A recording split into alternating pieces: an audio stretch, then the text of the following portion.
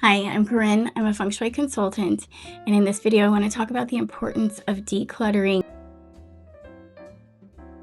I think it was the University of California did a study on 32 families.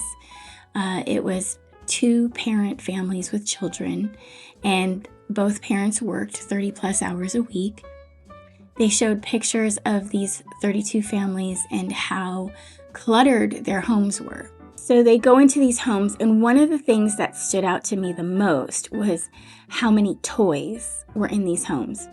They pointed out that the US has 3% of the world's children, but yet they purchase 40% of toys in the world. There were so many toys, so many toys in these homes. These toys were in every room. They weren't just in the children's rooms or just a playroom, but they were in the living room, they were in the kitchen, they were in the master bedroom. Items that we accumulate over time. You know, there's no real clarity on whose is whose and what is what and where things go. And I can only imagine how much chaos and stress that causes on our psyches.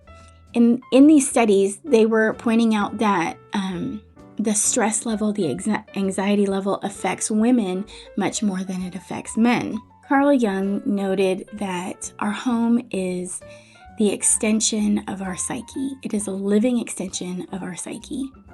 So if your home is cluttered and chaotic, then in our inner selves, we have things that we need to deal with and chaos.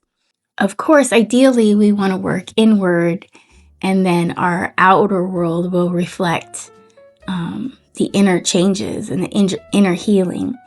But sometimes we just need a kickstart. So if we work on our environment, and then it helps us to heal and grow and face those difficult things and deal with those difficult things. When I talk about decluttering and cleaning before the new year, it's not just so that, you have a lucky 2026. It's about, giving yourself permission to let go, giving yourself permission to move on and heal. We think that the more successful we are, the more we own. But really, in reality, when we have less, we can actually be more productive and we get better rest. And so I heard this quote, it's simplicity is not the enemy of ambition. It's what makes ambition sustainable. And it's really true, because if we're overwhelmed and tired and exhausted and stressed all the time, we really can't be that ambitious. But when we are rested and we're at peace and we have less to be responsible for, then there's more energy to be successful in whatever area in your life you want to be successful in. When we're decluttering, we'll get overwhelmed if we think about the whole house. Some people would say start with a drawer, start with a room, start with a corner, something like that. And I think that's good advice. But personally, what I would do is, if, say, for example, those toys are in every room, I would start putting items that belong with specific people in those rooms. If they belong to your daughter, they go in your daughter's room. If they belong to your son, they go in your son's room. That's where I would start, because before you want to get rid of anything, you want to take a look at who has what and what they want. It is the first step of organization, and that is to get the items to the right location. Then take a look at it and go, okay, do I have the correct amount of storage for these items? Are some of these items outdated? Do we use all of these items? Am I sentimentally attached to all of these items? So there's a lot of questions that need to be asked. And the more you do this, the easier it gets. But if this is a difficult thing to decipher, or maybe, say you're working with your child or someone and you're asking them, like, what can we get rid of? And it's overwhelming for them. then, you could do like buckets or bags and say, this is something I love. This is the love box. Okay, let's put everything that I love in this box. And let's put things like I don't use these items in this box. And so therefore they're not getting rid of anything, so it might not feel so overwhelming. And you could, you could even make a game out of it and say like, how many items can you put in a box in 30 seconds? Once you've done that, what I like to do is just completely clear the space.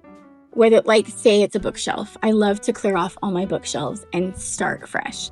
And then I'll put like, all the sci-fi books in this corner, and I'll put all the children's books in this corner, and I'll put all the religious books in this corner, and and then arrange them. And if you have things that are not books that go on your bookshelf as well, once you have them arranged, you have these little little spaces, little empty pockets. And I do recommend leaving spaces so that not everything is squished onto a bookshelf, but leaving space for air to flow around them.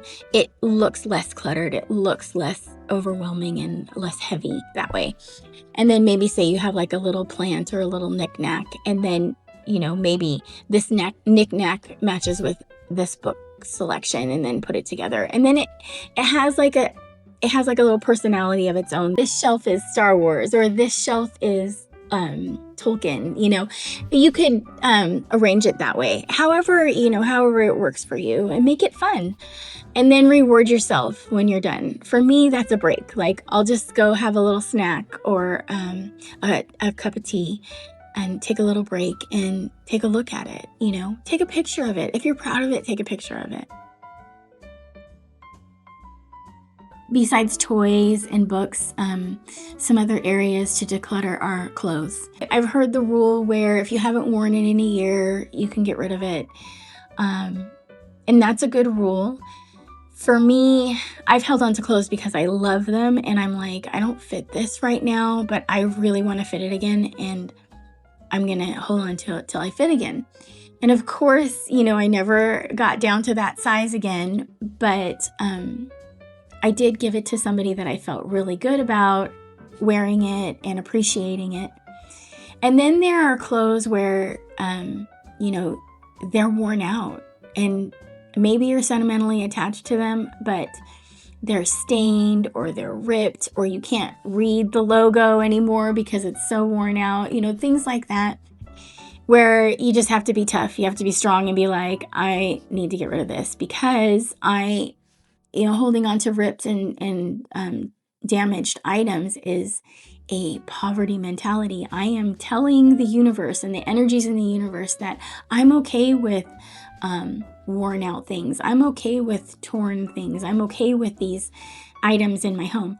Now, if it's something that can be repaired and you want to put in the time, the effort, or the money to repair it, then definitely, go ahead and keep that item, but don't procrastinate on getting that item repaired or fixed. And so take a honest look at it and say, am I going to fix this? Am I going to get this fixed anytime soon, or is it just going to sit here?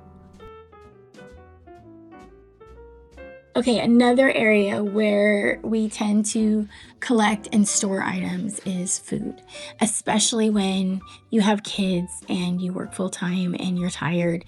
What happens is we tend to buy a lot of, we shop at big box stores and we buy things in bulk. And then we end up having all these things in bulk and we don't use them all, and they expire or they get shoved to the back. Before you go shopping, make sure you're not buying that bulk item prematurely. When we go to our kitchens and we go to our cupboards and we take a look, and it, you can't really see everything in there because it's so stuffed. It really does something to the psyche. It really weighs you down. Things feel overwhelming. We accumulate so much faster than we declutter. Just get rid of 5 things a day. Whether they're big or small. It could be like an old receipt. It could be a pen that doesn't work. It could be something small. They don't have to be big. Because what you're doing is, if you're getting rid of 5 things a day, even if they're small, you're still decluttering faster than you're accumulating, because chances are you're not bringing home 5 new things a day. Donating and giving things away is a great idea. But if you're anything like me, when I decide like I'm going to donate or I'm going to give things away, I put it aside and I'm not really decluttering. I'm just moving it around. It doesn't really leave my house. So, if it's something that somebody could really use, then give them a call. Ask them, do you want this? If not, I have to get rid of it, Or if you are going to donate, then call the donation center and say, I'm going to have stuff for you tomorrow. Can you come and get it? And then put it in a box and set it outside for them to pick up, so that you are not just setting it aside and just moving your clutter around. Cleaning and decluttering is not just, to clean and declutter. It's to let go of the old to make room for the new. If we're holding on to our past, and if we're holding on to so much stuff, we're not leaving room for anything new, and our life never changes. If you want your life to change, I guarantee that cleaning and decluttering your space will help bring those changes into your life. Every object in your house has its own frequency, and every object in your house has its own psychological weight. When we talk about feng shui and when we talk about astrology, we're talking about energy, and that's what my channel is about. It's about energy. You need your home to be a place of safety. You need it to be a sanctuary. You need it to be a place where you can rest and recuperate and heal. So what is true wealth? Is it money? Is it owning a big house? Is it owning tons of cars? Is it having all the luxuries that we didn't have growing up? Is that true wealth? Or is it other things? To me, wealth is being able to have coffee with my dogs every morning on the sofa. Like, I'm not rushed in the morning. I have this time to myself. I heard somebody say, imagine that everything you own is chained to you. And I was like, wow. I would feel very weighed down with, life. Life would feel heavy. I want to feel unburdened. I want to feel free. I want to feel light. And decluttering is a way to take control of that, to not feel so burdened down, to not feel so weighted down. And make that your window to let go of the old. And I wish you the best new beginnings in 2026. Thank you for watching my video. If you got anything from it, don't forget to hit the like button and please subscribe to my channel.